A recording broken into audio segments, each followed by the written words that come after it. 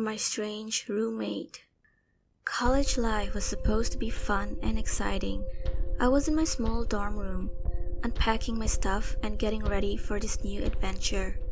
But there was something strange about my roommate. Kayla was like a puzzle I couldn't figure out.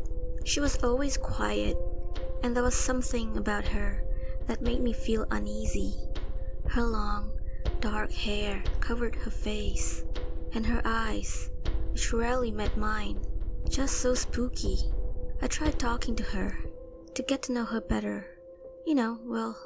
That's what roommates do. But she didn't say much. Sometimes she wouldn't say anything at all. How is she so quiet? She spent a lot of time in our room, often in the dim light of her desk lamp. When I asked her about her interests, she would avoid the question, leaving me even more curious somehow.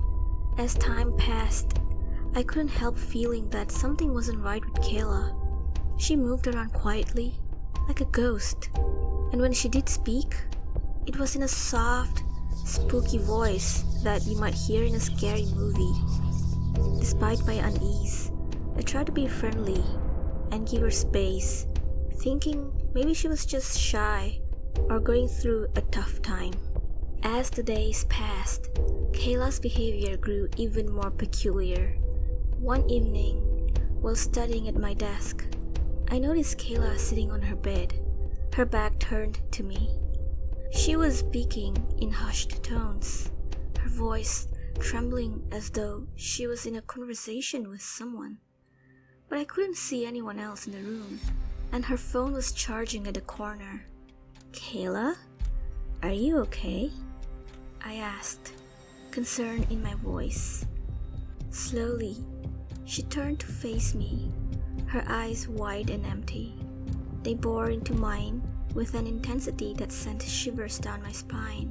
She whispered, "I have to end this, and you are in the way." My world shattered as her words pierced my thoughts. Before I could react, she sprang at me with a wild look in her eyes, her fingers clawing towards my neck. Fear consumed me, and I struggled to protect myself, using all my might to push her away. In a last, frantic attempt, I fought with everything I had to break free. I scrambled to escape the room, my heart racing, and my breath coming in desperate gasps. But Kayla was strangely quicker, and somehow stronger, like really strong. She stays in the dorm all day without any physical activity. She even had me help her to open the bottle lid. How is she this strong now? My heart pounded as I found myself in a life and death struggle with Kayla. I couldn't run out, and she was now standing by the door, blocking the entrance. Her sudden, manic attack had taken me completely by surprise, and I started grabbing whatever I had and just threw them at her. She just advanced at me as if I was throwing cotton balls at her. Nothing made any sense. She looked that fragile. Kayla's demeanor shifted drastically. Her once feminine voice deepened into a commanding male tone. She seemed to grow stronger, her movements becoming forceful and determined. As we grappled, she sneered. "You think you can stop me? I'll end this." Despite the shock of the situation, I knew I had to stand my ground. My voice trembled as I responded, "Kayla, please, this isn't you. What are you doing? We can figure this out together." Kayla pushed me back with a strength I hadn't imagined possible. I stumbled and knocked at the edge of the table that pierced my head with a sharp, stinging pain. I felt something hot rush down my face, and I slowly turned right and faced the mirror, my breath heavy. I saw myself, bewildered, red blood covering my blonde hair, and dripping down the right side of my tanned face. My body frozen with fear, mixed with confusion. Slowly, with all my might, turning to face Kayla, realizing the fact that my roommate is trying to kill me. "Why?" I whispered. "What did I even do that she wants to murder me?" Her deep voice resonated with an eerie sense of authority. You can't stop me. This has to end.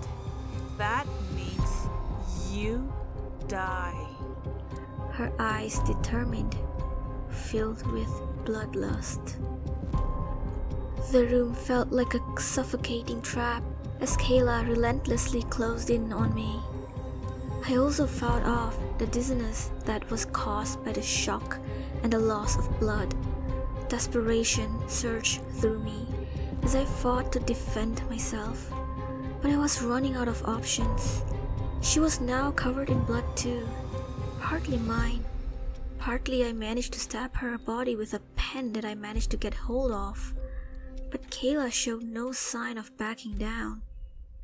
She was relentless, determined to harm me. With a chilling resolve, she seized my throat, her bloody fingers tightening around my neck, cutting off my air supply. Darkness began to encroach on my vision, and I could feel my strength leaving me as I gasped for breath.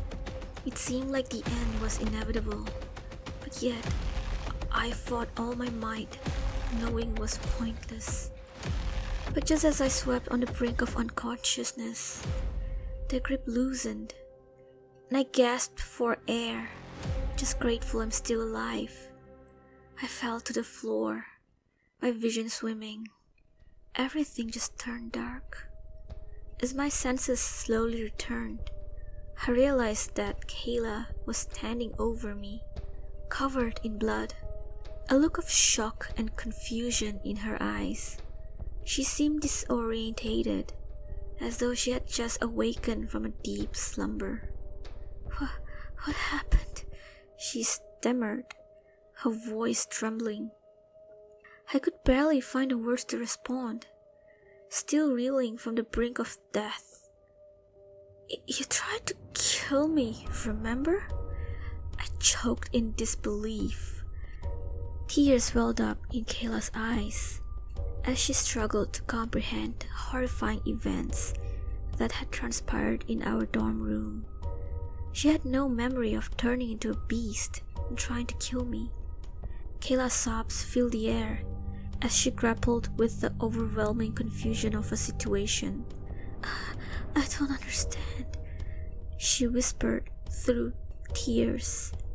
"I have these different personalities, and there's this one, Mark, who's so violent and thinks you're a threat. I never want any of this." "What are you talking about?" I was shocked with disbelief. I was trying to wrap my head around everything that had happened. I had just learned that Kayla had something called dissociative personality disorder, and one of her other alter saw me as a real danger. It was terrifying because I didn't even know this kind of disorder existed. The next morning, I awoke to find Kayla gone. She had left behind only a brief note, expressing her gratitude and her hope that I would find safety and peace. She had chosen to disappear into the unknown, a decision that both baffled and saddened me.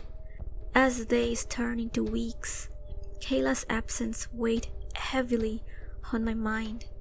I never heard from her again, and it was as though she had truly vanished without a trace. Thank you for having the courage to watch, but remember, to summon even more unspeakable nightmares, hit that like button and subscribe to our channel.